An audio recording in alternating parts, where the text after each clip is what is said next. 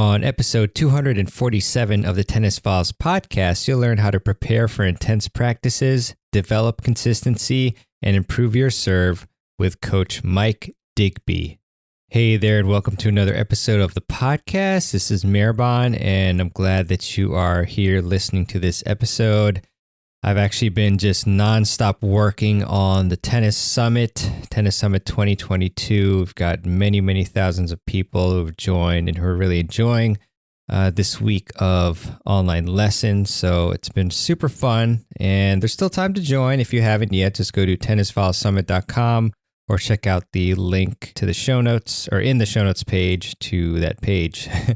Today we have a fun part 2 interview with Mike Digby, who, if you listen to episode 246 of the podcast, as you'll remember, he talked about his experiences practicing with the top players in the world, such as Roger Federer, Stefanos Tsitsipas, Rafael Nadal, Simona Halep, Novak Djokovic, and many more. And Mike currently coaches at the Soto Tennis Academy in Spain. He is a former U.S. collegiate tennis player who graduated, I think, 3 years ago. So he's relatively young, but he has just garnered a lifetime of experience, or a ton of experience, playing with amazing players and interacting with their coaching staff, and then now coaching at Great Academy. So in this part 2, we're going to talk about how Mike prepared for practices with the top pros, the best pieces of advice that he learned from his practice sessions and the people around him there, why it's so difficult to pursue a career on the pro tour, and Mike's transition to coaching at Soto Tennis Academy, his biggest keys to winning more matches for 3-0 to 4-5 players, the most important parts of your game that you need to practice more on, how to improve your serve, how to be a problem solver on the court, and much more. So with that, let's get into part 2 of my interview with Mike, and here it is. Hey, everybody. It's an honor and a pleasure to have on Mike Digby onto the podcast. And I actually got some emails asking me to get Mike on, which was really cool to learn about, his journey. And then I listened to a couple podcasts about his background. And I love interviewing players who have played at the elite levels. And obviously, as you heard in the intro, Mike has been playing with, all the best players in the world. And now he's coaching at an elite level as well at a pretty young age, I'd say. So, Mike, welcome to the show, and thanks a lot for coming on. Yeah, no, thank you. Thank you for having me. It's a pleasure to be on. Yeah, of course, Mike. I just want to get started by asking you a fun question that I ask most of my guests, which is, how did you get your start playing tennis? Oh yeah, great question. Well, I was very young. I think, like a lot of players, I was probably 4 or 5. My dad actually played badminton to quite a high level. So I think, and then my mum played like tennis to a relatively high level, both in England. So I think naturally it kind of ran in the family with the whole idea of racket sports and all of that. So they took me down to the park, just to a tennis court, and from the word go, I actually was pretty good. I managed to get the ball over the net. So I think at that age, it's an achievement. So I think from there on in, I just loved every aspect of the sport, and kind of really enjoyed it from that age as well. Very cool, Mike. And I know this is a tennis podcast, obviously, but I was curious when you said that your dad got to a high level at badminton. Like, I wonder, how does that, like, what's the highest levels of badminton, and what types of tournaments was he playing? So yeah, I mean, he played to a relatively good level when he was younger, when he was maybe 20, 21. I wouldn't say like an international level, but he played like nationally, within like his university and everything. So he always had good hand-eye coordination. I think that's the biggest thing as any athlete that plays any racket sport, whether it's badminton, tennis, and so I think naturally from a younger age I kind of picked that up quite quickly, and I played a number of sports really, but tennis was the one that I seemed to just be better at. And I think when you're at that age, when you're good at something, you're going to enjoy it more anyway. So yeah, he played to a pretty good level, which allowed me to have some good hand-eye coordination. Yeah, no, that's awesome. And then, it's really important to just to learn for, especially for tennis parents, of young kids and everything. Like, how did you, what types of training did you go through? Like starting from when like, I guess you mentioned at like, was it 5 or 7 that you started playing, a lot? And then, like Yeah. what types of like training environments did you have, at that age and after? Yeah, I think I was very lucky. My parents were never pushy. I think they wanted me from the age of 5 or so all the way through to 11 or 12. I played football, I played cricket, I played rugby, I played tennis, and just to get a feel for all sports. And like I said, my parents were both pretty sporty, athletic, so they wanted an environment that was fun. I think that's one of the reasons why I enjoyed working in the sport is it's fun. I was put in an environment that didn't have much pressure. They just wanted me to play, to enjoy myself. And that shouldn't change when you get to 11 or 12. You should still have all the way through, whether you're a recreational player, all the way through to if you're playing an elite level in the professional game. It has to be fun. Like it has to be fun. So yeah, for me, the biggest reason that I think I continued playing all the way throughout my teenage years and still now, I enjoyed it. So I was put in the right environment to allow me to, stay in the sport. I love that, Mike. Super important there. And like, what is it about tennis? What elements or characteristics about tennis is it that you really love and enjoy? Because I think sometimes, a lot of times we forget about that and then we get burned out. But so what is it for you about tennis that you love? I think I'm a very competitive person, like a very competitive person. So I think it's that one-on-one battle that I love. Like I always say, whether I was a hitting partner or now I'm coaching, it's like a game of chess. You're always trying to get one move ahead of your opponent. And I always loved that element, even if at times when I was younger, I didn't realize I loved that element. I think now I'm a little bit older. I just love those battles, being able to try and figure opponents out. I love the athleticism of the sport. There's no hiding. There's no hiding. You either win a match because you played really well, or you've competed really well, or you lose a match because your opponent was better, or you just didn't. You weren't quite good enough on the day. So yeah, there's nowhere to hide in tennis, and I think I relish that. I love that element, and I think it's for me it's one of the best sports in the world, and maybe I'm being a little bit biased, but I think from a competitive standpoint, it's one of the best sports. Yeah, that makes a lot of sense, Mike. I did a very, very unscientific study in a sense where I emailed like 70 of the top college tennis coaches and wrote an article about it, like asking them, the top character traits of, the best student athlete tennis players, and their number one trait, overall was competitiveness. So, 100%. That's a huge one. Yeah, for sure. And then, did you, after age 12 and such, did you go to any sort of, academies or anything like that? Or was it just like mainly private training, or how was that environment for you? Yeah, so when I hit about 12, 13, I would say, I think I then realized that I was pretty good. Like I could play, and it almost to the point where I think I probably had to drop a couple of sports to maybe take tennis a little bit more seriously. So I ended up from about 12 or 13 just playing tennis, and I was part of, near my hometown, they have like some like development centers and performance centers within like the LTA kind of system, and they have them scattered around the UK. And I kind of was part of that for a few years, and I would say I was a late developer. I wouldn't say I was one of the best juniors at all, age 12, 13, 14 even. I think I probably started to develop a little later, and when I was maybe 16, 17, before I ended up going to college, I probably started to get a little bit better relatively quickly. So yeah, never really a part of many academies or anything like that. More private training, but yeah, we had a good base near where I live, which helped me out.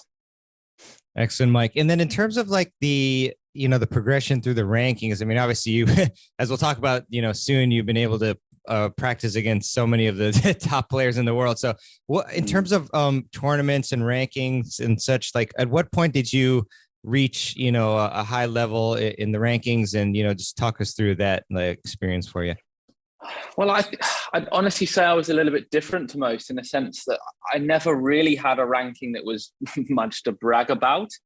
I wouldn't say my level was anywhere near some of the best juniors in the country. Even into 15, 16, I probably shied away from competition a little bit, which I think I've seen in a lot of junior players now, being a young coach myself. So I think that's quite normal. So yeah, I was always, I was one of the best in my region, but I was never one of the best in the country at all. So I think that's almost in a way what I'm most proud of with what I've been able to achieve as a younger person, hitting partner coach. I think, and it's a good advocate for a lot of people out there, that you don't have to be this top 10, top 5 ranked national junior in order to achieve a lot in the sport. I think there's a lot more to achieve than just playing in the sport of tennis. So, yeah, I would say I started to get better the later I played going into my college years. Very nice, very nice. And then talk us through, the decision that, on which college to go to and such, and the experience there. Yeah, so I pretty much very quickly, around the ages of 16, 17, knew I wanted to go to college. It was a relatively new thing in the UK. Well, I say new thing. It was new for me. Not a lot of people that I knew in my area went to college. There was maybe one or two that I knew, but I was told that it would be a really good decision for me, being a little bit of a late developer, giving me an extra 3-4 years to compete and also combine that with getting a degree. So I looked at a lot of Division 1 schools, and I'd say I got quite a few Division 1 offers. But I always thought that, look, for me to get matches in, to play, to compete, to enjoy my time competing and try and win as many matches as I possibly could, I was always considering Division 2 as well.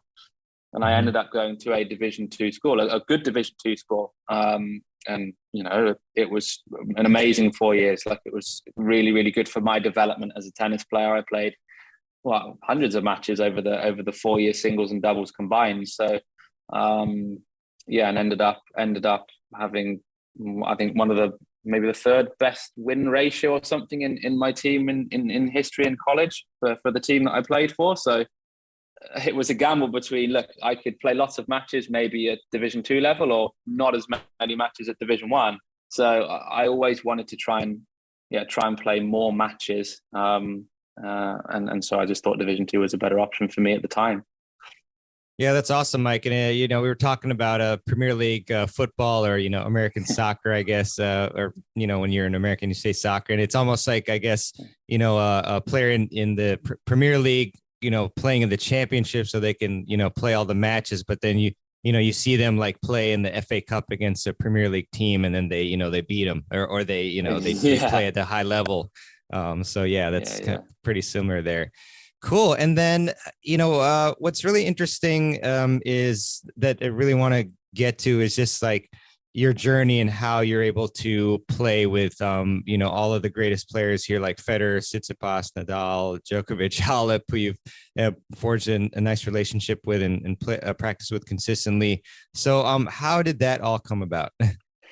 Yeah, so I was in my sophomore year in college, and a couple of years before I'd started to play German league.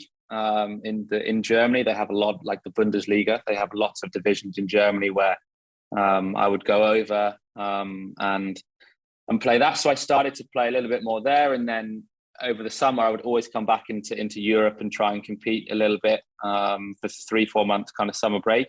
And I'd finished German league, and I'd just got home, and I messaged my coach and said, look, can we do a few sessions? I wouldn't mind practicing a little bit more this week because I'm back, back from Germany. And he said, oh, well, actually, look, there's this opportunity that's come up to be a hitting partner at Wimbledon. And I said, oh, right, yeah, cool, that'd be amazing. And he gave me the contact that then, I then went down to the Roehampton, the National Tennis Centre, and practiced with a couple of players so they could kind of gauge my level a little bit.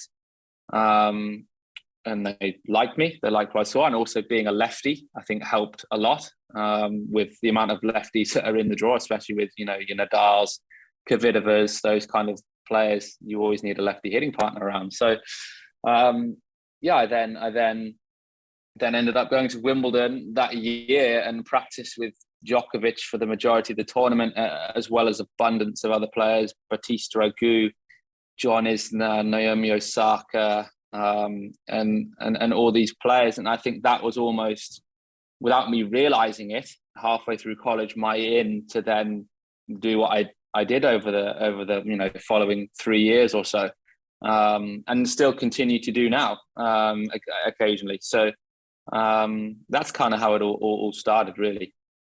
And that's brilliant. And then I guess, I've always been curious about like the level required, to be a practice partner, because, I've the City Open is near me, pretty close by. And then I see some of the practice partners there.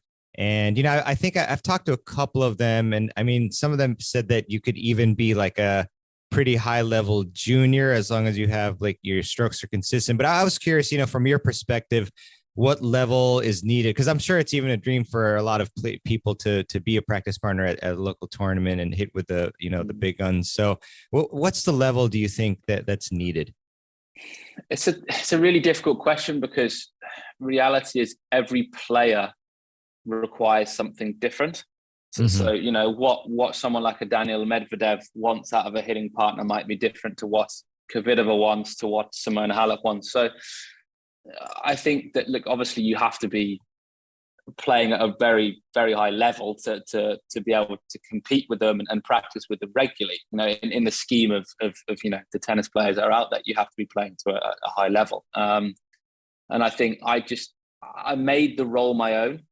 And that sounds a little bit strange, but I always knew that I was never one of the best tennis players. I always knew that I was never the highest nationally ranked junior, but I always knew that I was good enough to compete and practice with these players. And I genuinely started it out as an amazing experience that I wanted to, practice, because I was still playing myself. So in my mind, when I went to Wimbledon for the first time, it was very much a case of, this is great 2 weeks to practice and have this incredible experience that could open up so many doors in the future.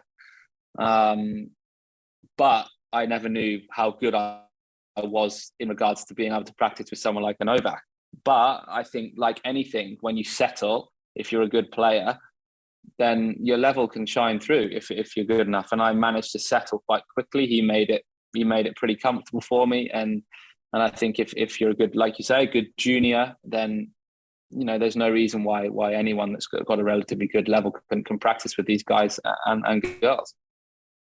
Yeah, that's great stuff, Mike. I've got a lot of follow-ups there. I guess the first one that I can remember is so your first was it your first practice was with Novak? Is that what you said? Okay. Yeah. So it's a funny story there. I remember walking in and meeting everyone for the first time, everyone behind the practice desk. And they always used to give me like a list of the hits that I'd have that day. And I remember the first one being Djokovic. And first one. Yeah, it's a little bit surreal. And it's funny because everyone thinks that must be the hardest one. And for some people maybe, and there's some players that I actually found a lot harder to practice with, but for lots of different reasons. But yeah, but I think it's like anything. It's amazing what the power of connection can with an athlete. Like if you can connect with anyone and build up that relationship. I eventually, with quite a few players that I practiced with regularly, I didn't view them as this superstar. I viewed them as someone that I just got along with and I'm practicing with. So then it almost like, it detaches that emotion of, oh my God, I'm practicing with Djokovic, or oh my God, I'm practicing with Federer. It's more so a case of then you know what, I'm actually just practicing with someone that's very good at tennis and it's their job. So I think that settled me quite quickly when I was able to build a relationship with a lot of the players. I settled very quickly. So then actually I ended up improving because I was practicing with them so much. So yeah, it was a surreal first experience. Very cool. Yeah, I've got a couple friends who've been on the podcast, Milan Krinitin and then Gibran Muhammad, and they both practice with Novak Djokovic as well. And it seemed like he was very friendly. And, you know, I remember Gibran was like showing him his kids and they were talking about like being fathers and things like that. So that was super cool. Yeah. Curious, could you take us through like the practice, like what types of, you know, drills and such that you all did during that first practice? Yeah. So, first practice, or any of them if you can't remember. Yeah. No, I think I always kind of break it down to 2 days. You have match day and then you have the practice day, especially when you're at the Grand Slams. So a match day is really basic, often just half an hour, 45 minutes, where you just run through everything, just like anyone would do to warm up for a match. You know, no different at all in any way, shape, or form. They might run like a particular pattern on the court that they're looking to implement in the match. So it might be that someone like a Djokovic knows that he's playing Nadal, so his backhand down the line is going to be particularly important that day to try and get it into Nadal's backhand.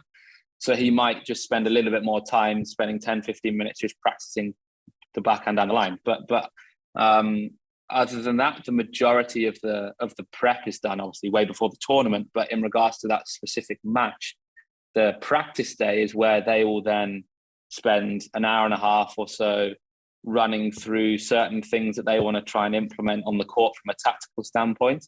So again, if we use the Djokovic Nadal example, the idea of him really practicing transitioning, going hard into the Nadal's forehand to open up his backhand would be a pattern that I suspect he would use, and we've seen him use, you know, many times when he's played Nadal. And so yeah, there's almost 2 separate days which you know entail completely different practices in a way, but a lot of generic stuff that a lot of players that at any level would be practicing, you know, anywhere in the world. Very cool. Yeah, I remember listening yesterday to the Controllables podcast, and then you mentioned that you you learned how to like hang back a bit more and like hit heavier, because I guess you like to take balls pretty early generally. Yeah. So that was cool to hear about. But I was wondering, I guess, how did your approach to being a practice partner change, if at all, like, you know, from the first experience to later on? Did you make any adjustments moving forward? In regards to my game, the way I played? Well, it could be anything, actually. It's either mentally or how you played or anything like that. Not so much. I think kind of along those lines, the one thing that I realized relatively quickly and that I really latched onto was actually learning more from the coaches than the actual hitting. I think at that period, I always had aspirations when I started my hitting to play professionally. I always wanted to give it a try and kind of just see how it went. But I think once the hitting started to kind of not take over, but I started to do a lot more of it, and I had some interest from lots of players. I was enjoying it so much that I felt like that I also could implement a lot of the stuff that the coaches were saying to me into players that I could coach and eventually try and maybe coach at that level, which is something that I still aspire to do. So I think the biggest thing that with my mindset that kind of switched over the years as a hitting partner was I got really almost obsessed in becoming a coach. And it was always something that I think I had in the back of my mind anyway. And when you start to get a little bit more friendly with a lot of the coaches on tour, they're more willing to help you out, give you some advice. And I learned so much by just observing what they did with the players that I was hitting with, that actually I built up quite a nice knowledge base for a younger coach at that level. So I was, very, very lucky to be able to spend some time with some top coaches who have coached on tour a lot. So that would be my biggest almost mindset shift from starting out as a hitting partner to now 3-4 years down the line. Mm. Can you share maybe like the top 2 or 3 tactical based, tips that you've learned either from, all the practices or from, from the coaches of those players?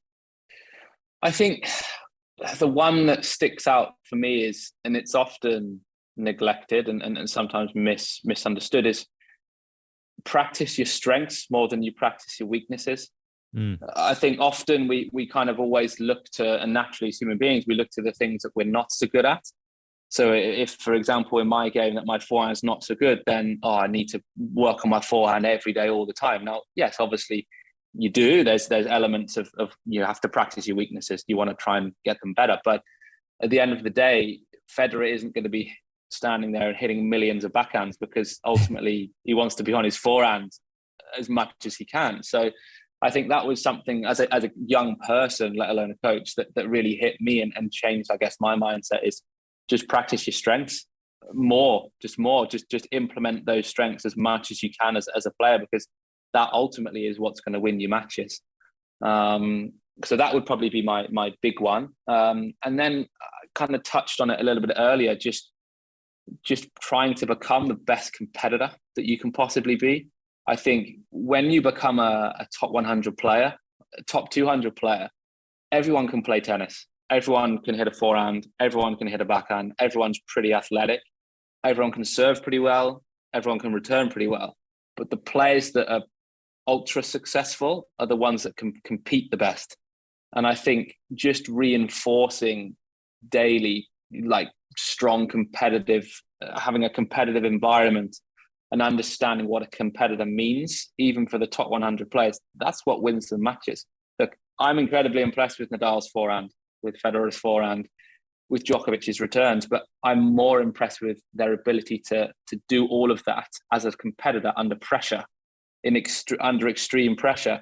And that's what makes them the great champions that they are.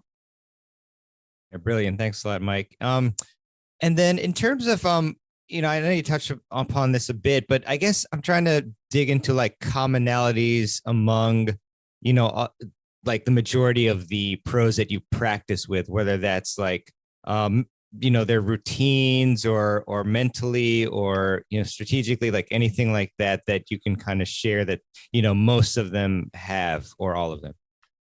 So I think there's 2 things for me that stand out with all of the players that I've practiced with or been around.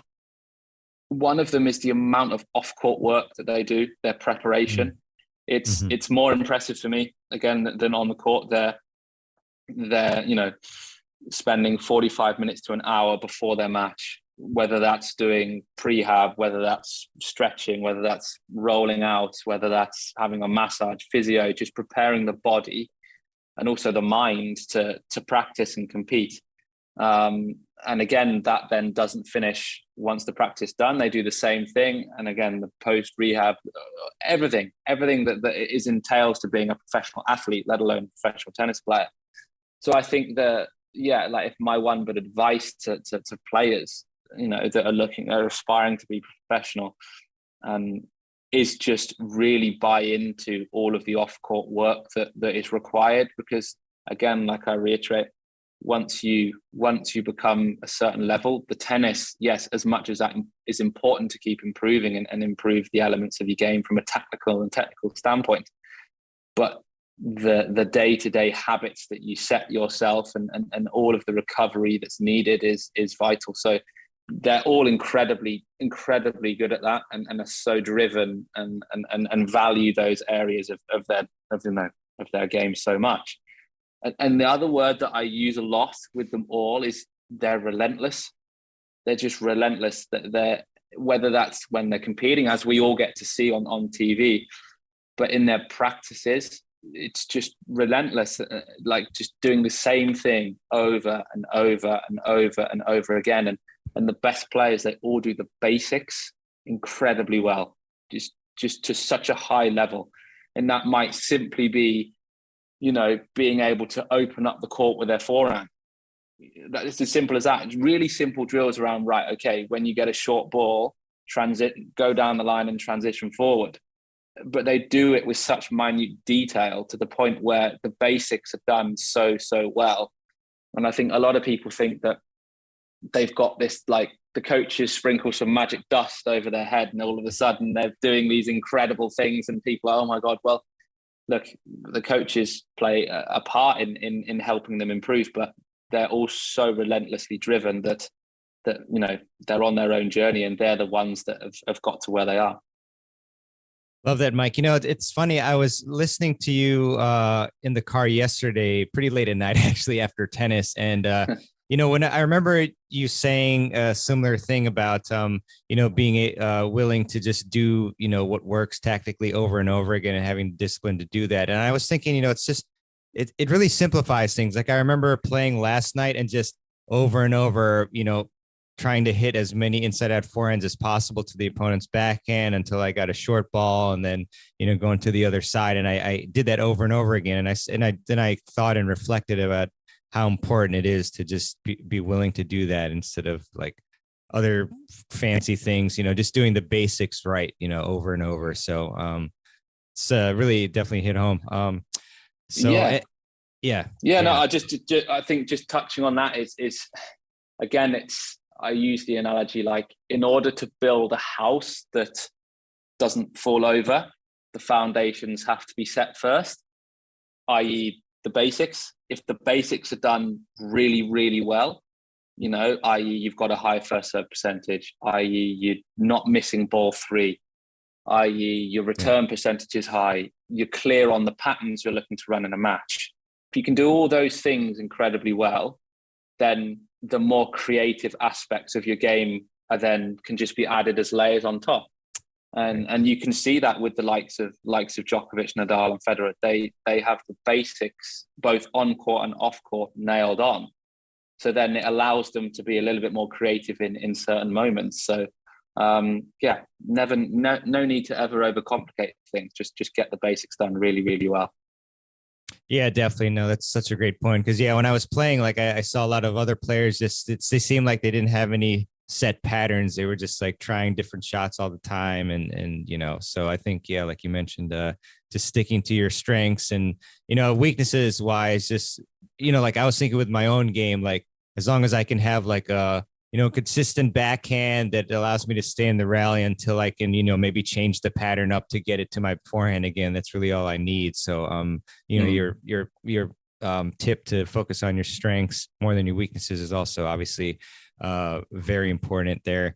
Aside from the things that you've learned, I also know that it's super fun for the audience to hear about like your experiences as far as like, who was fun, who wasn't. And obviously, as I mentioned, I heard about, maybe a certain Italian player that was a tough experience for you. But I guess let's go the other way first and then say, I think you mentioned that Novak Djokovic was a great experience, but like, were there any other players specifically that you don't mind naming, at least, that you really felt like you connected with and that they were really friendly and nice? Yeah, so 2 spring to mind, mainly because I was probably on court the most with them. One would be Roger Federer, nice. And the other one would be Simona Halep. And that's purely because I spent a good amount of time with them in certain periods. I was with Federer for a good amount of time in London when the ATP finals was at the O2 in London. And then I've been with Halep kind of on and off at different events. I've practiced with her at different events over a series of a month or just under a year or so. So like I said earlier, I think when you are with someone more often, you just naturally build up a little bit more of a connection. So it's, those 2 would be the 2 that I would say that I've been around the most. Got it. And then was there anyone else that maybe like, even though you hadn't, you hadn't practiced with them a lot, just like first interaction, like, oh, wow, this person's really funny or they're really friendly and nice or something like that? Oh, yeah. There's been a lot. Look, a lot of them are really nice. I mean, I've also practiced with Medvedev a lot. Oh, yeah. Yeah. He's great person to be around. I was practiced with him at Wimbledon, again at the ATP Finals, US Open. So yeah, I've been around him a lot. So again, when you keep coming back, it's you recognize each other, you have conversations that aren't tennis related, and you can kind of just view them more as someone you can have a chat to. I think the one that's just sprung to mind actually that I was with for about a week at Wimbledon was, because I think maybe it was his first Wimbledon, or definitely one of his first Wimbledons. He made the fourth round and actually ended up playing 4 lefties in a row, was Aliassime, Felix Auger-Aliassime. Wow.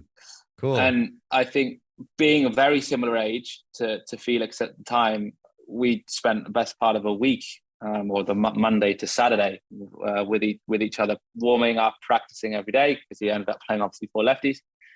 And he's a great guy, like really nice, very welcoming, very warm. Clearly, a very good tennis player, and he's got a very bright future. And but yeah, he always said hello. We always used to have some nice conversations on the court, off the court. And yeah, that week that we spent together at Wimbledon, I was hitting with him, was, yeah, that actually sticks out now I think about it. Really genuine person that clearly loves the sport. Yeah, I can, obviously I've never really been close to him or around him, but he seems like a really nice guy as well.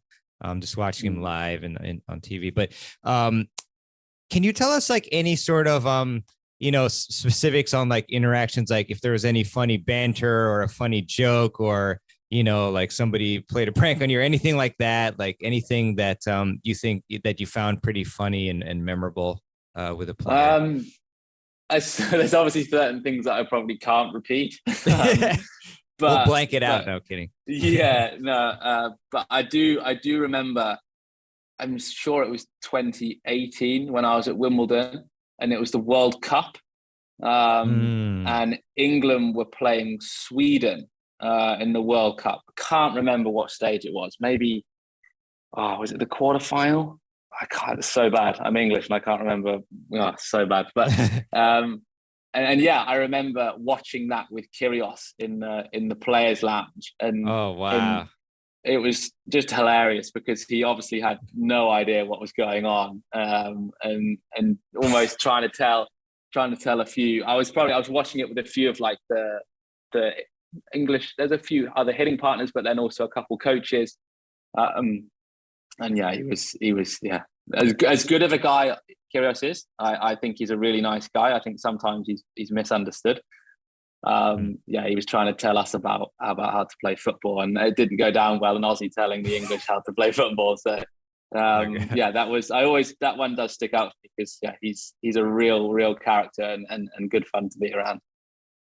Nice, very nice. Wow, yeah, I actually looked it up. So it was England, Sweden, quarterfinals. Quarterfinals. Wow, that's it. Yeah.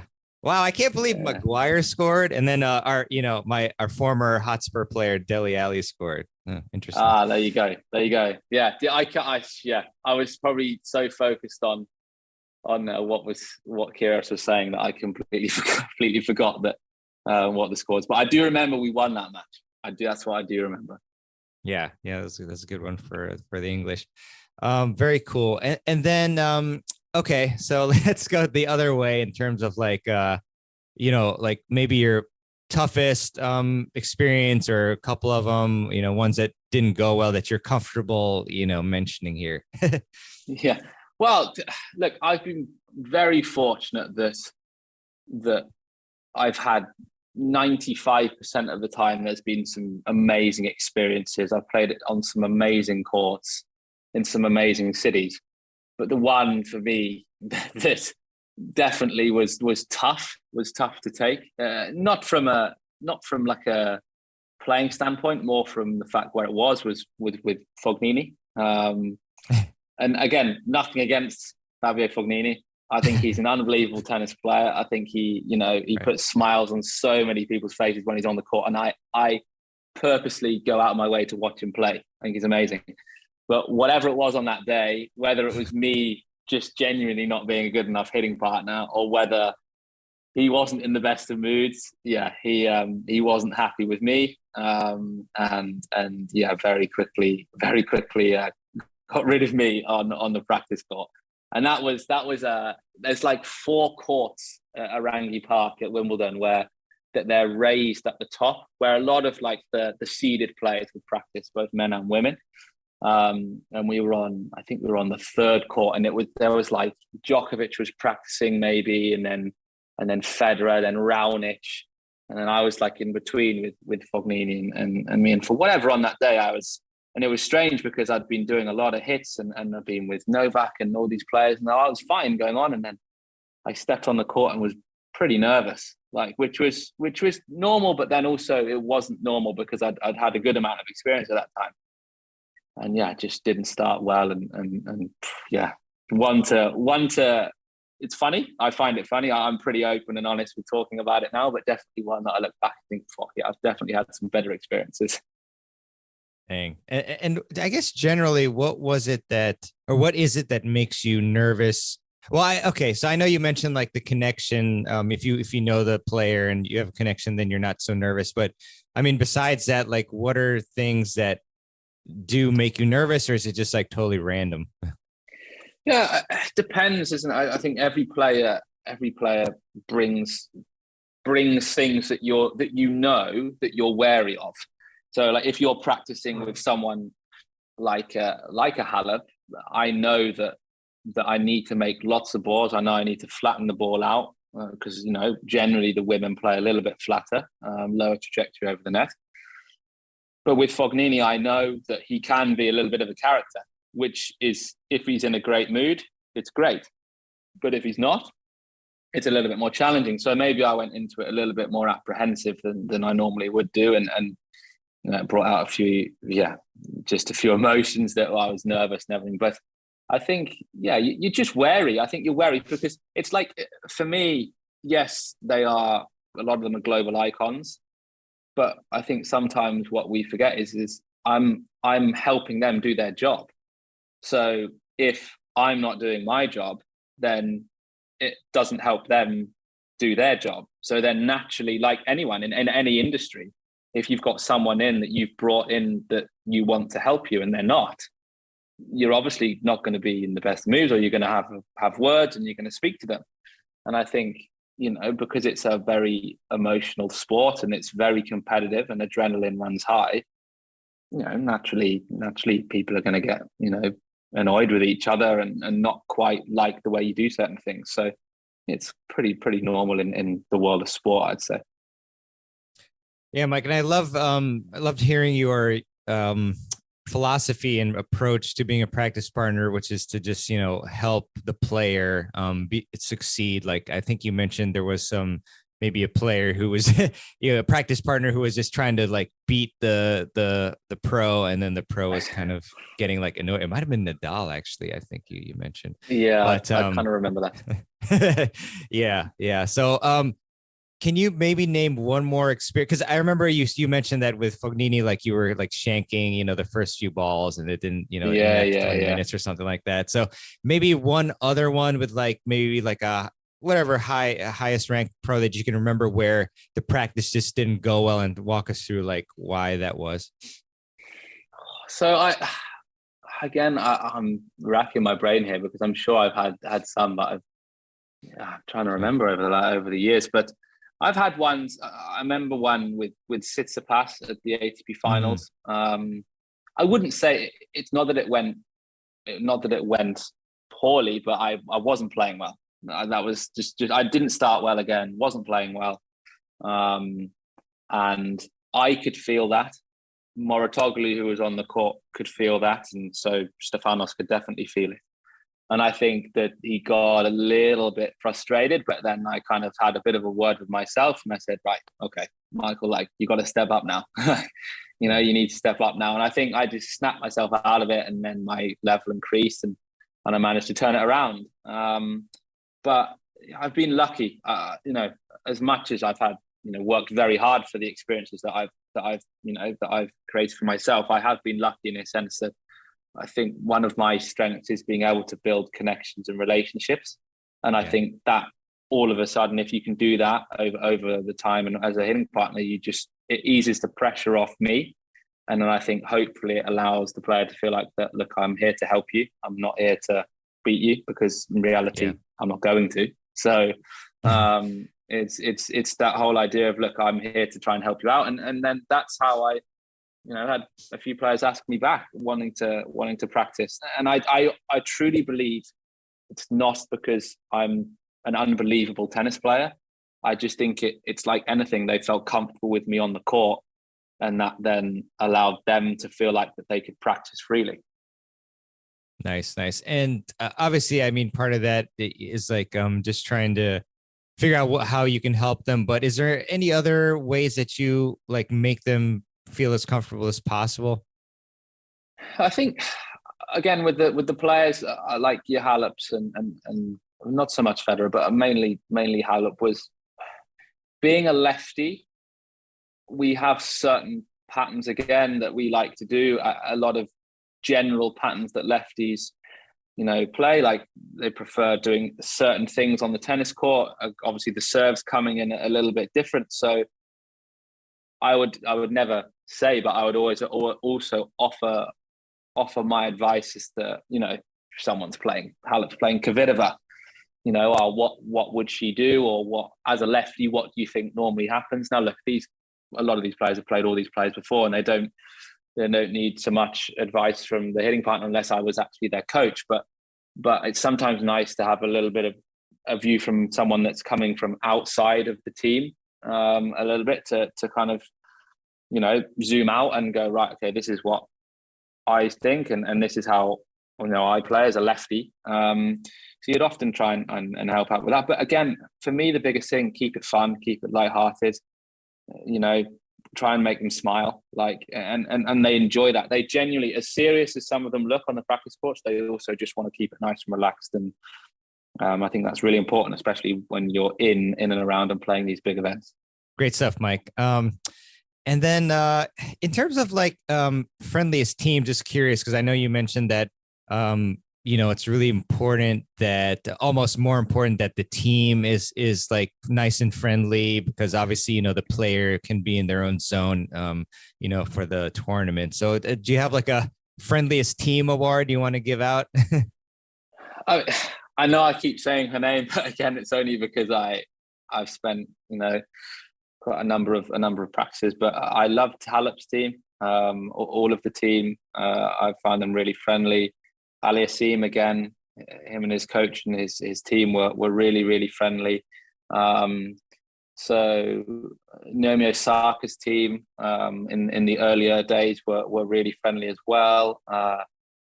So there's a lot. There's a lot of teams that are pretty friendly, but then there's also ones that, not that they're not friendly, but they're working. they're working and they're looking to try and get a job done, and so you've got to respect that as well. So I'd say Simona Halep and Aliassime, their teams are good fun to be around and nice and friendly. Great, Mike. And then in terms of your preparation, because I know that you're preparing just as hard probably as professional tennis players would, taking care of your body and such. So what was your routine? I guess you can start from the night before or the morning, whichever you'd like to choose, like to prepare for these practice days. I think, relatively similar to when I'm practicing myself. I think, get good warm up in.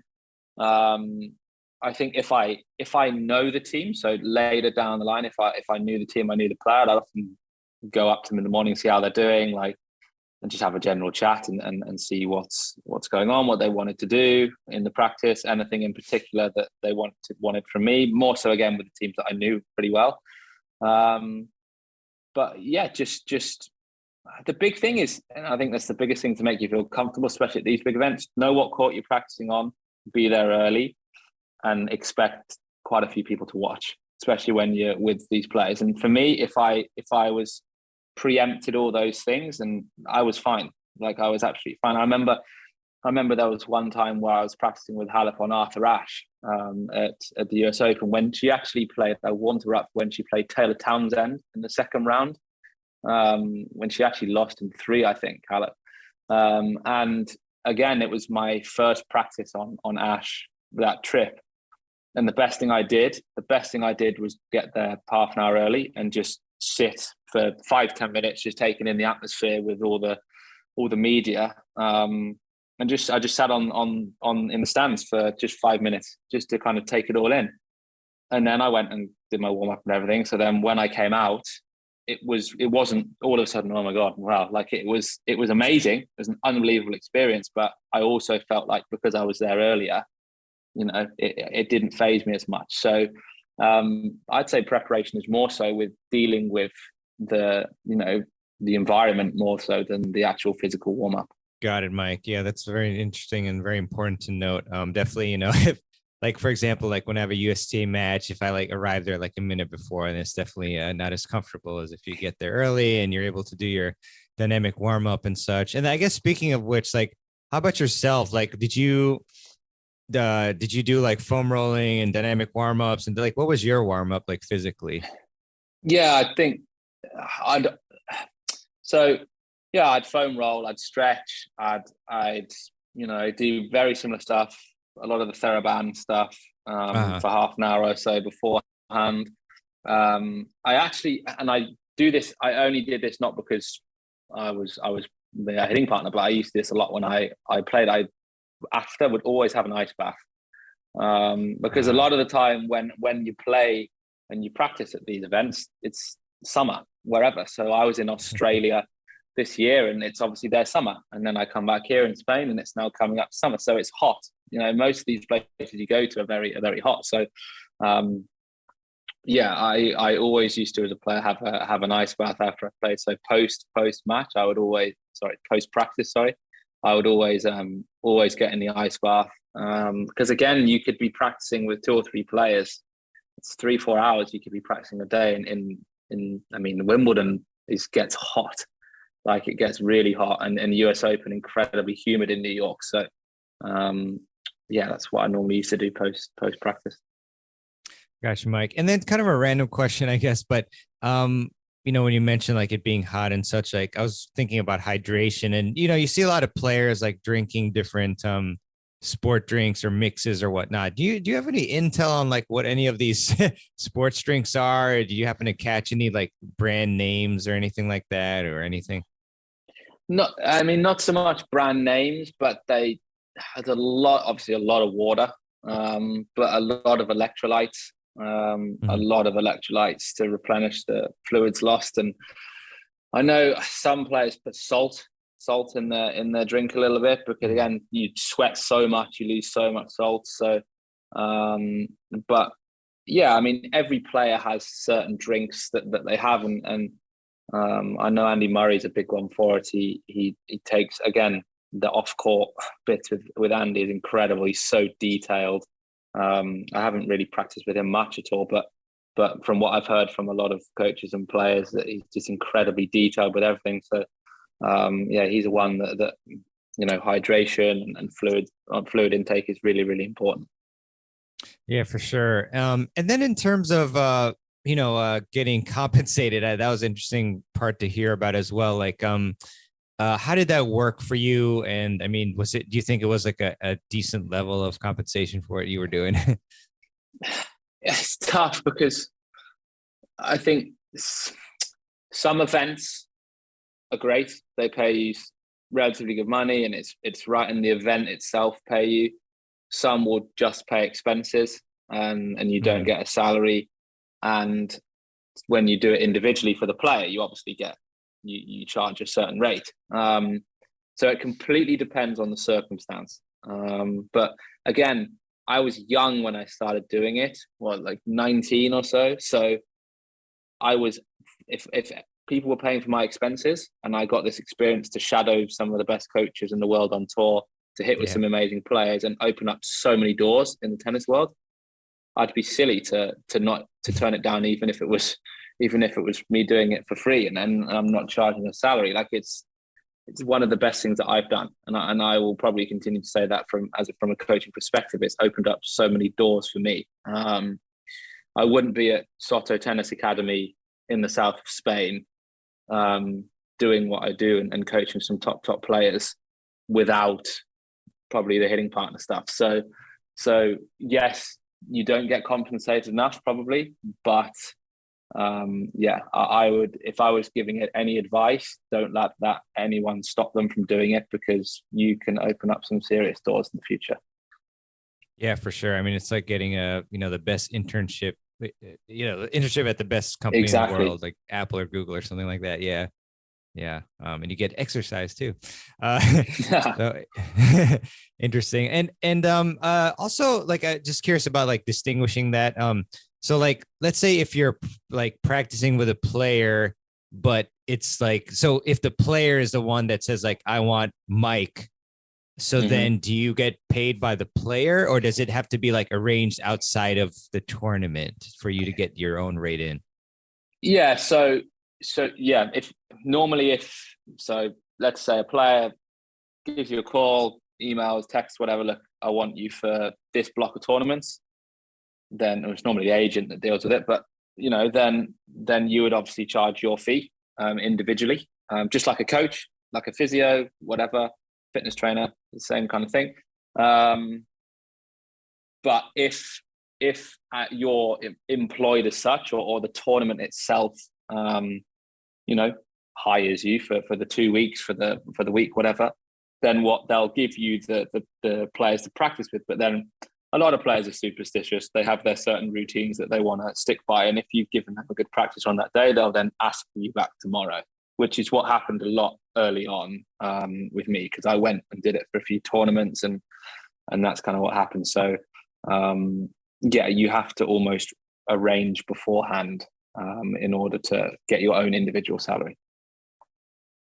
Got it, Mike. Got it. Very cool. Were there any particular pieces of advice, or like, a memorable quote or something like that that you got from a player or a coach, during those practice sessions? And if so, what was it?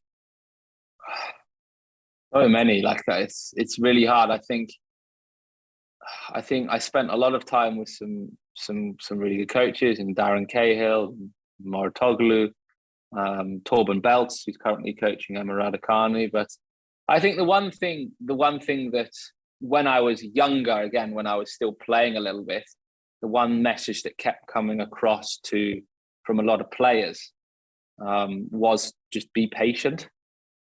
Just be patient, like, and at the time I was still thinking about wanting to try and play a little bit more after college. I eventually didn't, but yeah, just be really patient. Like, if you keep working hard, you keep doing the right things day in, day out, then you will have success at whatever level that is.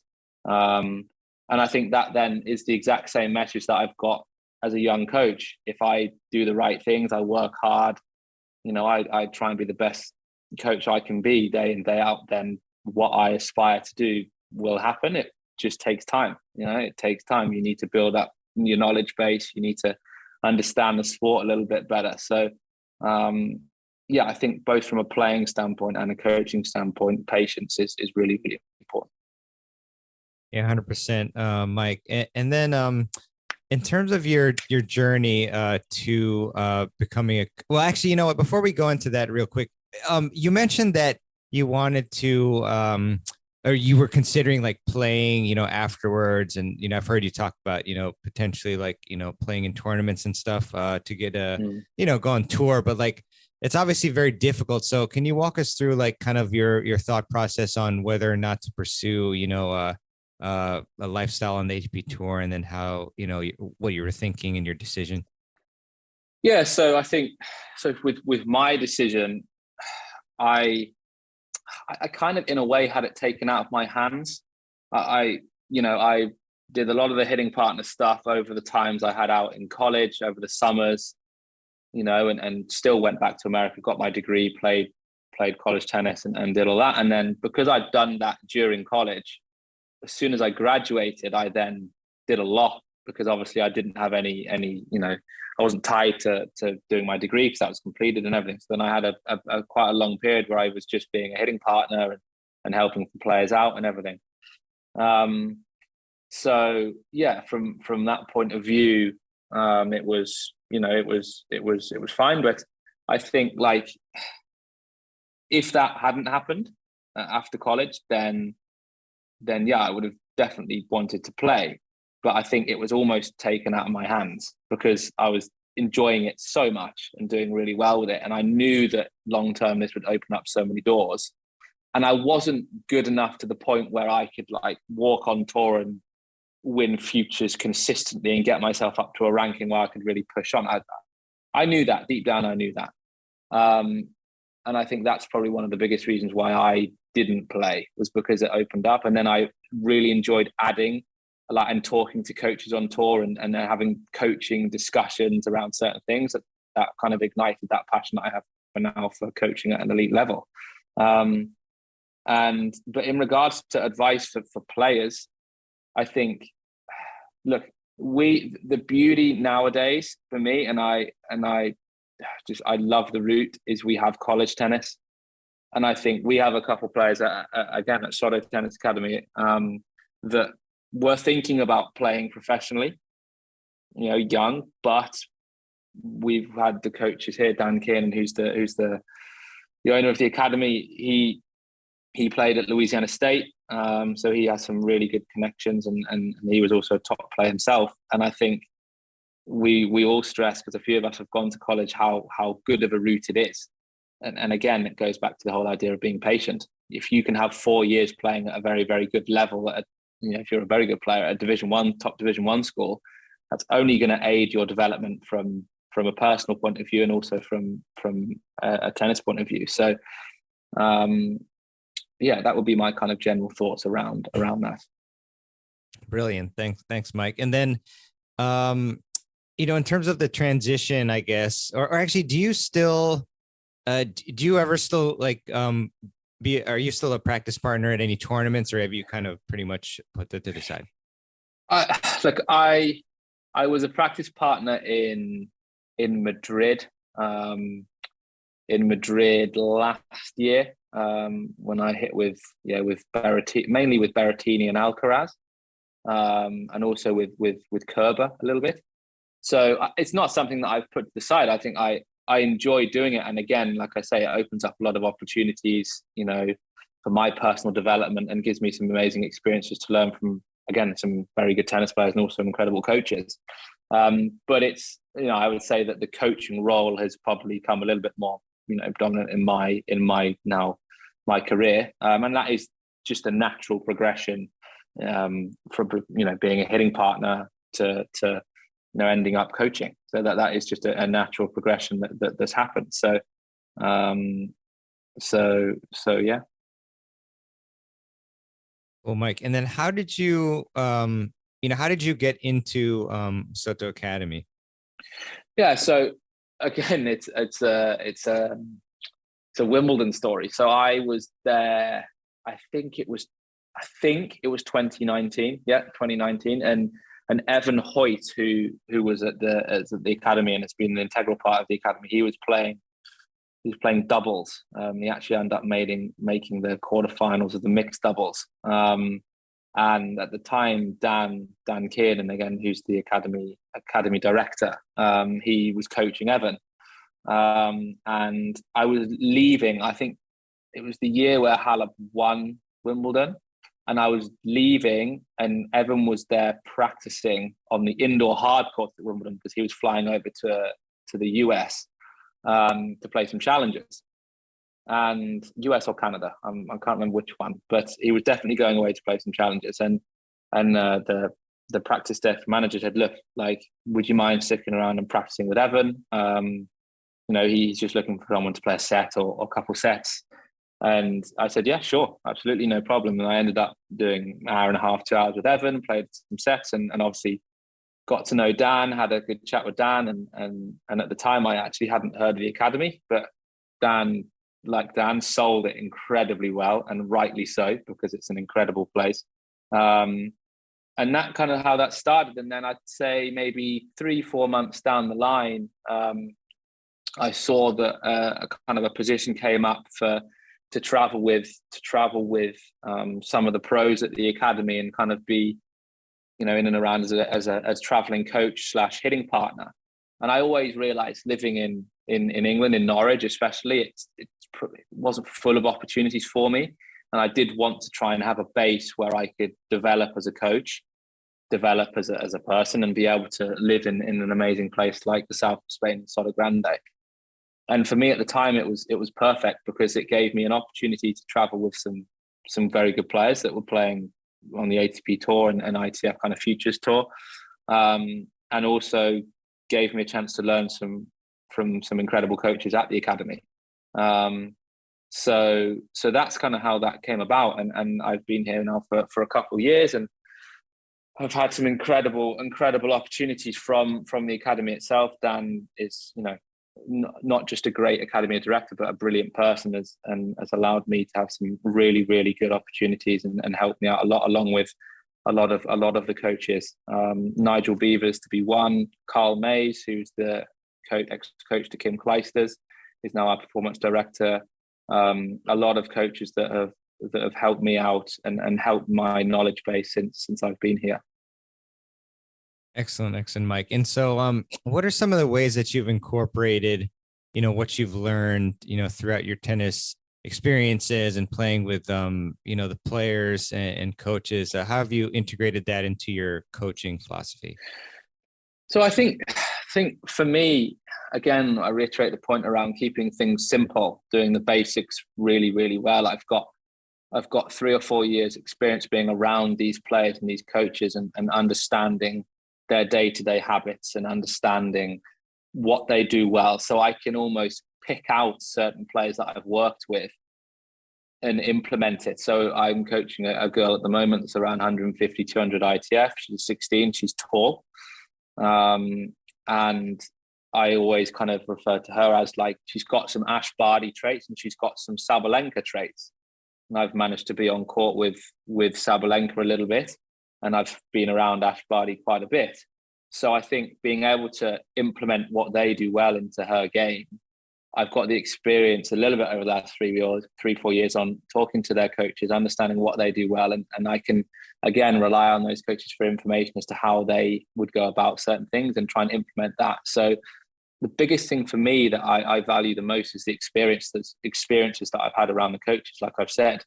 That's allowed me to try and start to develop some philosophies. Look, I'm 24 years old, so I'm very young. So I wouldn't say that my philosophies are, absolutely set in stone, but it's given me a little bit of a head start to kind of be around all these coaches and understand what kind of philosophies that work for them and try and tailor that towards me. Brilliant stuff. And curious, you mentioned, traits for Ash Barty and other players. Like what are you trying to implement in that particular student's game? And, what are the traits that you think that she has from Barty and I think Sabalenka? Yeah. So without going into loads of detail, obviously, just because I don't want to give too much away. If people are watching them, then they're going to eventually play her. But no, she slices very well. We're trying to implement her slice into her game. And there's certain patterns on the court that we try and put in to set up the forehand. She's very powerful, the player that I coach. So being able to use the slice in order to set up the forehand, again, being able to be really clear on her serve and ball 3 patterns. So if she's serving wide on the deuce court, where is she going with her forehand on ball 3? Again, same thing on the return. What is she looking to do off the return? Is she maybe looking to use the slice to get the ball low to then again get on the forehand? So just being able to kind of like use Ash Barty as a model to then implement her things, because obviously we know how good Ash Barty's slice is, and how well she then sets up the forehand. Again, the player I coach also likes to volley. She comes forward. She's aggressive mindset, looking to be proactive. So, and again, it's very similar to Ash. So then I will often watch a lot of Ash's videos and footage on on YouTube and watch how she plays, and then kind of go, actually, you know what, like, you're good at that. So how can we implement that into your game, and how can we use that then as a strength to practice? To add more bits to your game. Brilliant, Mike. And then I guess it sounds, because my question is going to be what level of players do you coach, I guess? I mean, it sounds obviously with this particular girl that she's at a very high level, but do you coach like mainly high performance, top ranked players, or do you coach like a wider variety? So yeah, at the academy, we have players that are 5 years old, just starting out playing, all the way up to our pros in their like mid-20s, early 20s. So I am a big believer, and I think I've learned, not the hard way, but I think it's been a good eye opener for me that actually coaching everyone in the first year or two.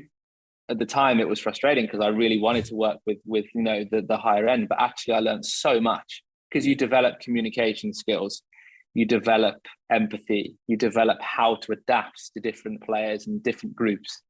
So I really value that. But now I've probably started to develop a little bit more of philosophy and kind of made certain roles my own. I now mainly coach the more performance players and into the pro game, which is what I aspire to do. So I think I've that I haven't started out completely like that, and it's not a case of I only coach them. I help anyone. I think it's a good trait as a coach to help anyone that steps on the tennis court. But I think I would say that I've kind of migrated into that role of being more of that performance coach especially over the last 6 to 8 months. Got it. And do you coach by any chance any like club level players, or in other words, like adults who are like 3.5s to 4.5s? I have done in the past, yeah. When I first started out to kind of develop some skills, I have done, yeah. And I've learned just as much from them as I have being on court with Roger Federer. It's just a different type of learning. So I value those moments just as much. Gotcha, Mike. Yeah, I just asked that because most of our audience is in that range, the 3.0 to 4.5, I think.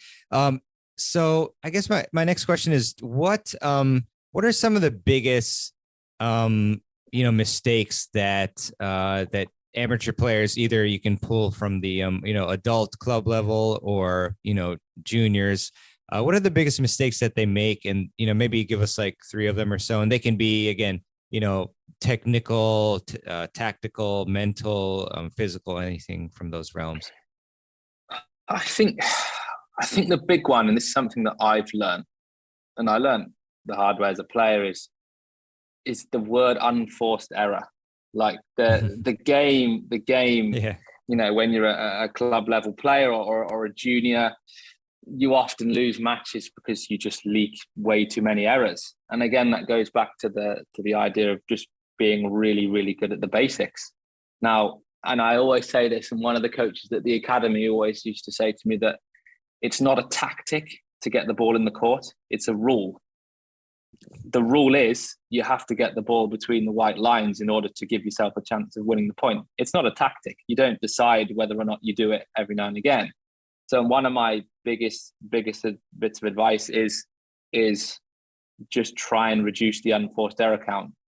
Try and be as consistent as you can. And when I say consistent, that means consistent to the game style you want to play. So if I'm a club level player and I love my forehand and I want to try and be a bit more aggressive because I'm a bit taller, I'm strong, then be really consistent at being able to hunt the forehand down. Or if I'm maybe, a little bit smaller and I'm a bit more scrappy and I like to stay behind the baseline, be really consistent at hitting with really good depth to keep your opponent from attacking you. So that would be my first one. I think the other one, which I also would think is something that isn't practiced enough, and that is the serve and return. And I think at the end of the day, if you can't serve and return, you can't play tennis because you can't start the point off. And I think it's something, again, that isn't practiced. We all step on the tennis court and the first thing we do is hit 50, 60, 70, 80 balls up and down the middle. Yet in a match, you would never hit 50, 60, 70, 80 balls up and down the middle.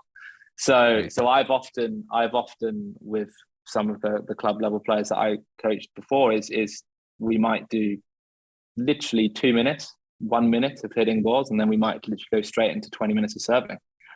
And I even, as a player that I coach at the moment, where we sometimes haven't even hit any balls to warm up after the physical warm up, he's gone straight into implementing some volley patterns, serve and volley patterns. So I think that will be my other one. Put a lot of emphasis on trying to develop the serve and return, because if you get really good at being an effective server and returner, you're going to be very, very hard to beat. Yeah, 100%. I mean, especially the returns. I think that's really not practiced much. But yeah, the serve as well, obviously, arguably the most important shot in the game. And as far as like the serve, do you have any tips for us? Kind of a similar question, which is like maybe the top one or two, things that players need to improve upon the most on their serve technique. Yeah. So for me, there's two anchors. There's two things that I always look at when I'm trying to develop a serve. And again, I'm young, so I'm still learning daily on the technical aspects. It's the most technical shot, the serve, because it's the one that could go wrong the most, because there's so many biomechanical aspects that you have to consider. But the two things that I look for is the ball toss and then also the hip drive. So with the ball toss, are they releasing the ball at eye height? Because if you release it before eye height, the ball is going to go too far out front. If you release it above eye height, you're going to end up throwing the ball behind you. So if you can really focus on releasing the ball at eye height, you're going to have a ball toss which is pretty consistent. And then with the hip drive, how well do they get their back hip loaded to then really fire the back hip to then finish over the front hip, again, to really create that vertical drive. So those are the two things that I would look out for straight away. Now, obviously, there's lots of different aspects of the serve from a technical point of view, which is vital to be a good server. But from a club level point of view, can you really feel like that you load your back hip on the serve to create the vertical drive, and can you release the ball at eye height? Love it. Yeah, thanks. Those are really important tips that I think everybody will benefit from. Really appreciate that. And then is there anything in your coaching philosophy? I know I asked a similar question about like your, being a practice partner and your philosophy there, but anything in your coaching philosophy or approach as well that you've changed throughout the years that, and I know you're young, but anything that you've changed that maybe other coaches might want to look out for as well? I think one thing that I've learned the hard way is just say less at times.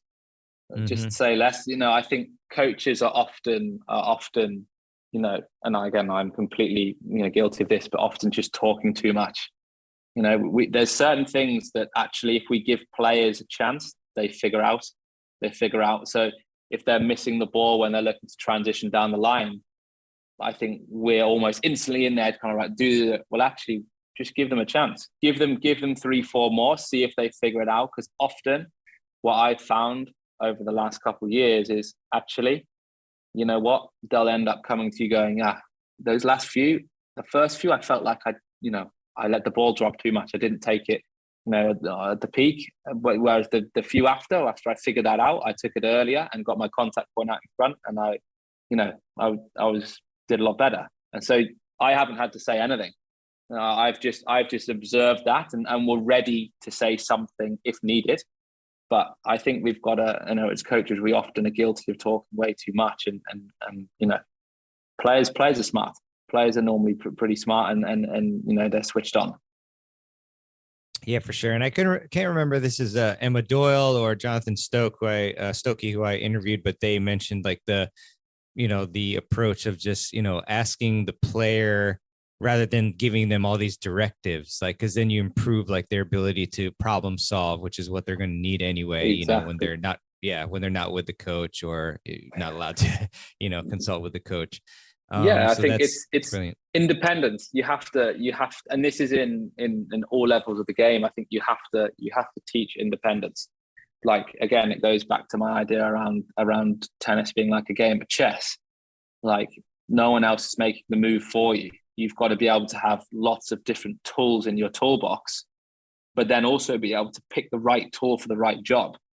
And I think that's the one of the hardest things as a tennis player, to be able to understand what you need to do and when. But that is often taught through players figuring it out from themselves and learning from their own mistakes. Right, right. And how do you adjust? I mean, you mentioned like, especially in the beginning, having to coach like all these different levels. Yeah, how do you adjust? Because one of the most important things that I've heard from many coaches, and I think you mentioned too, is just like the ability to adapt to like who you're coaching rather than just having like one set plan or way to go about things for like every single player that you have, who are all have different needs. So what's a tip to being able to adapt to depending on which player you're coaching? Yeah, so a couple things, and I think one feeds into which I believe one of my key strengths, and that's again building relationships and connection with the player. You need to know your player. You need to know what they're good at. You need to know what they're not so good at. You need to know what they like. You need to know how they like to be communicated to. You need to just understand what the player needs. And I think if you do, then naturally, if you can connect and build those relationships, you're going to adapt your vocabulary that you use. You're going to understand what they like to hear, what they don't like to hear, when they like to be spoken to, when they don't. I know with some players that if they are a little bit peed off, that I'm going to leave them for a few minutes. I know, but then with other players, I know that I'm still okay to talk to them because they're still receiving information. So that would be my one big one is build that relationship connection and understand what the player needs. And then my other one would be more so around know your sport. Just get really good at knowing the sport, understand what the sport entails. And this is probably more so coming at from more of a performance level. But I know I'm much better knowledgeable now at what a 16-year-old that's 150 ITF needs with that particular game style, because I've watched a lot of tennis. I think coaches, and again, I'm absolutely guilty being a young coach, is I think we often deliver lots of information without actually watching any tennis.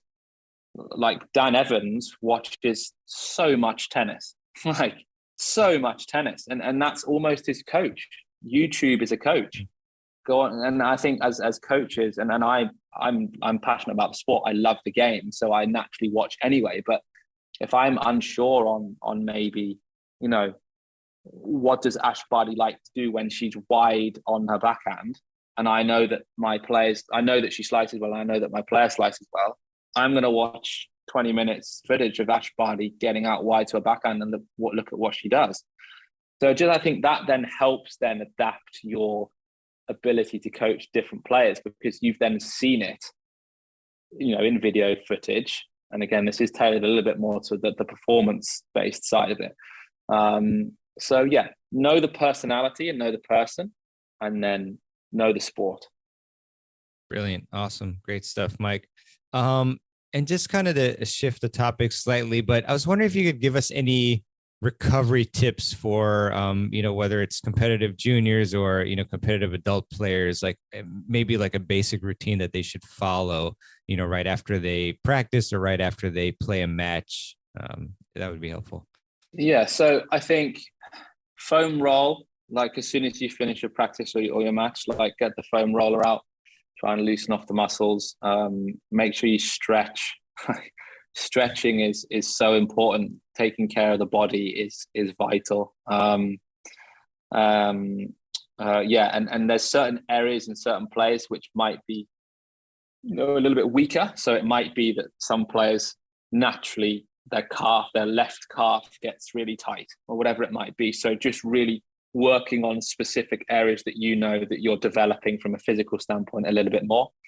And then food is vital. Like getting the right amount of food in the body, and the right food in the body is is so important. Making sure that you've recovered from a physical standpoint, but then also with the food.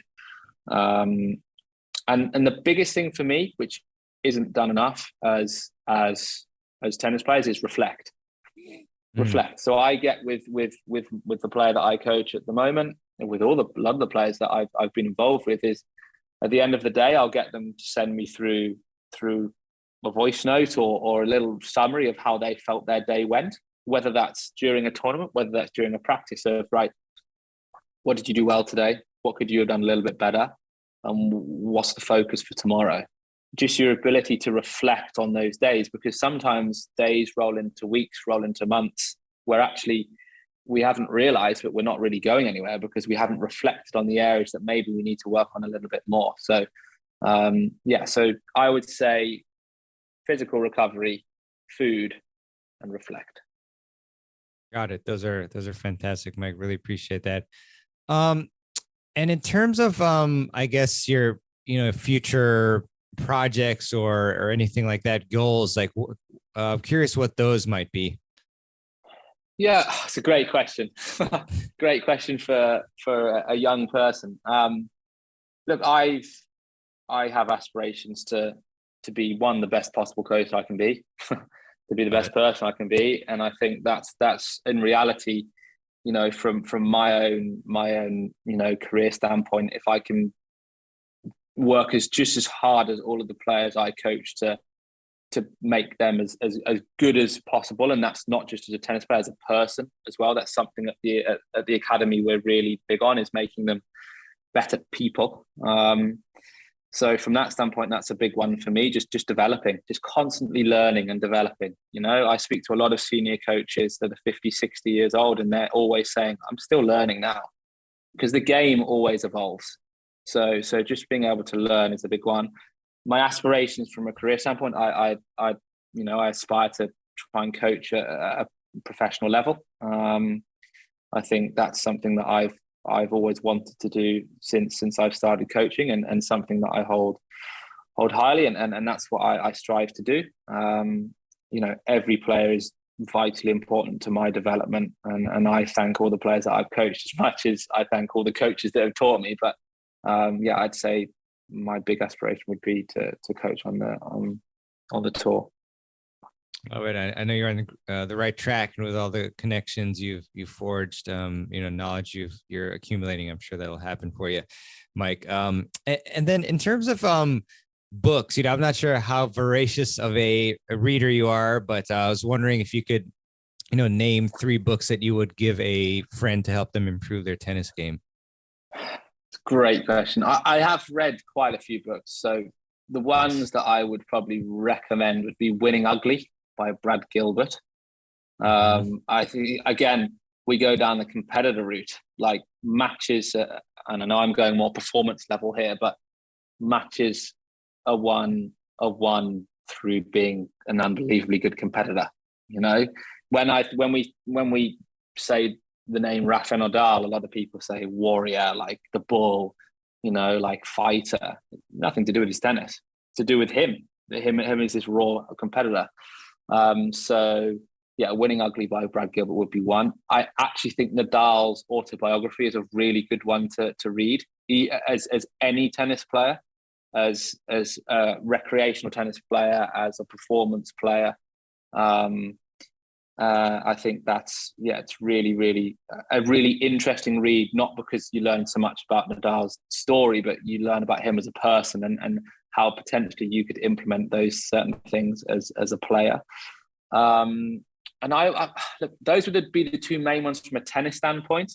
But I think that any autobiographies of any professional athletes, I think, are so vital, because they all deliver very similar messages. I've read Steven Gerrard's autobiography. Oh, yeah. I've read Johnny Wilkinson, the rugby player. I've read Eddie Hall, the weightlifter, or the World's Strongest Man. World's Strongest Man. Yeah, got it. Yeah, got it. Again, completely different background to Rafa Nadal, but the core of the message around the hard work, the dedication, the discipline, still stands. So yeah, those would be some recommendations. Very nice. Yeah, Steven Gerrard, a great Liverpool player and current Aston Villa manager here. Just for those of you who might not know, not in football, I guess, if you're not in football, but brilliant. And I guess, let's see, I was trying to think in terms of like,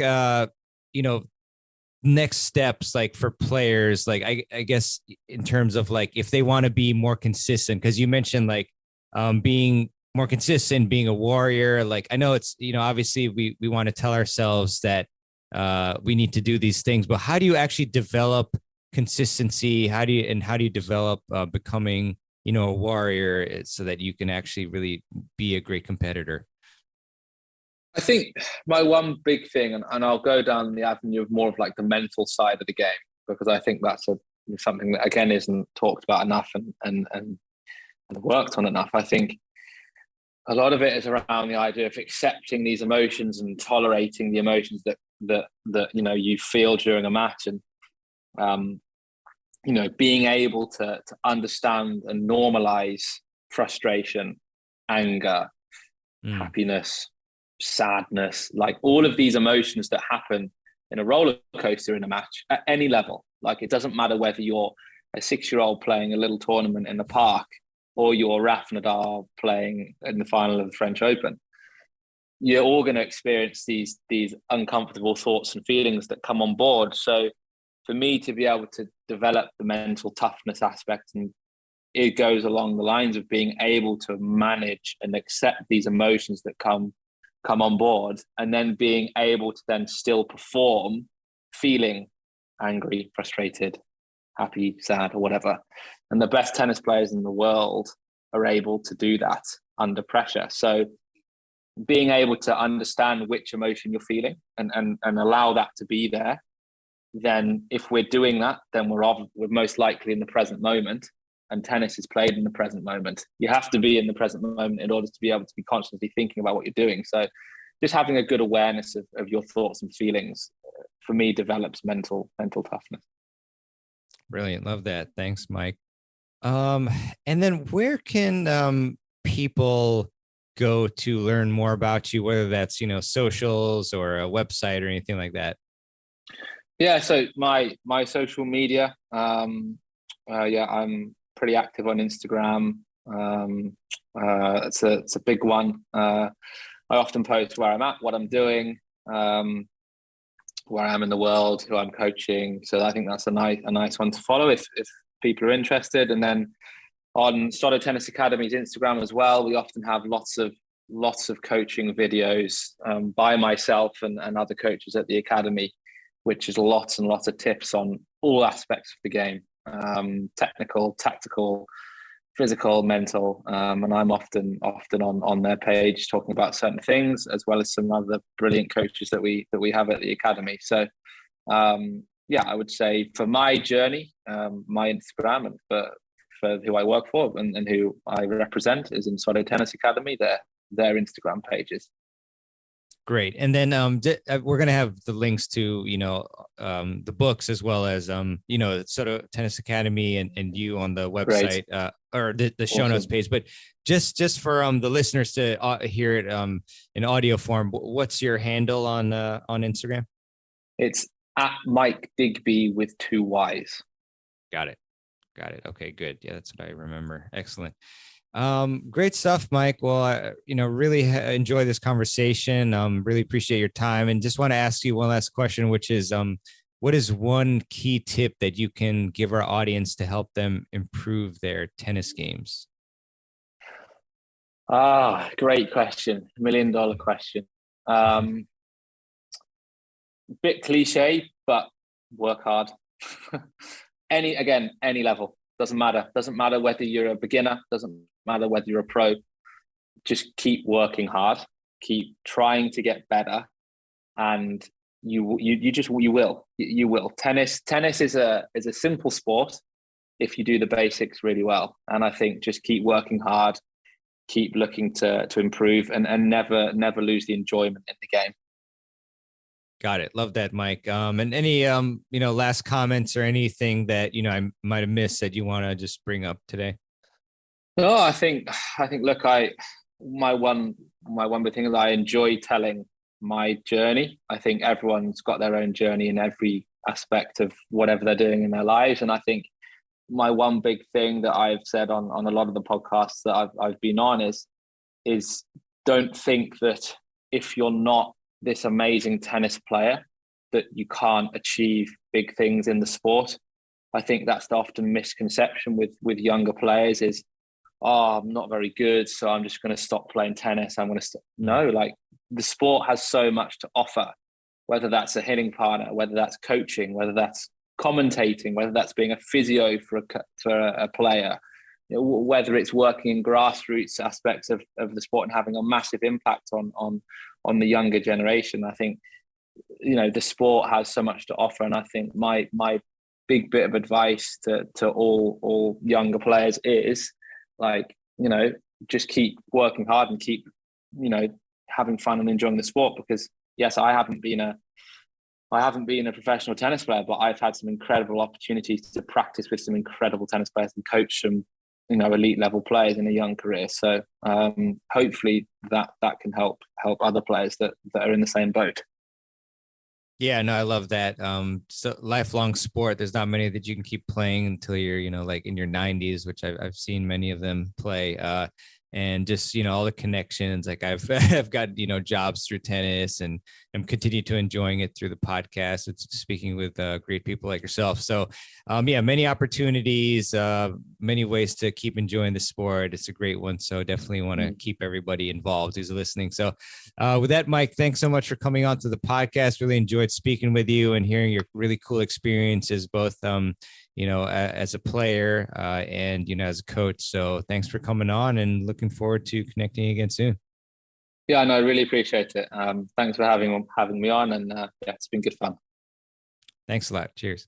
All right. I really hope that you enjoyed my interview with Mike Digby. Mike, thanks again for coming on to the show, and I'm glad that we could do a part 2 here for you all.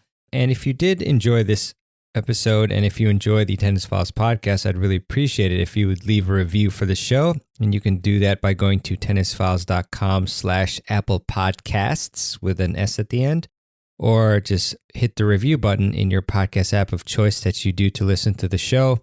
We just find that Apple Podcasts is the biggest mover of the show in terms of the rankings and exposure and whatnot. So, but I appreciate your feedback.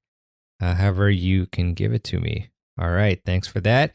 And I would like to leave you with a quote, as I often like to do at the end of the show. And this one is by Zig Ziglar. And Zig said, "There is no elevator to success. You have to take the stairs." What a great quote that is. So true. Thank you, Zig.